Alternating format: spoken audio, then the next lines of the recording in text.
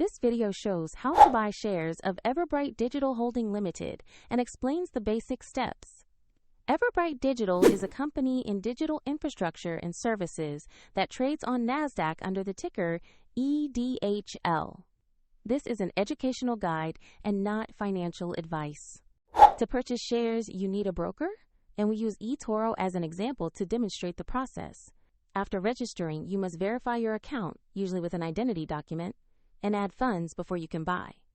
Use the platform search bar and enter the ticker EDHL to locate Everbright Digital Holding Ltd. Make sure you select the correct NASDAQ listing. On the asset page, review the company profile and the price chart to confirm you have the right stock.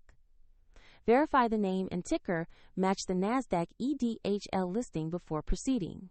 Tap Invest or Buy, choose the amount you want to commit, then carefully review and confirm your order.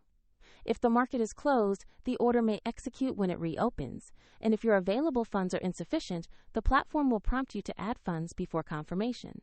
Your new position will appear in your portfolio, where you can monitor it over time. For the example platform link, check the video description to follow the steps shown.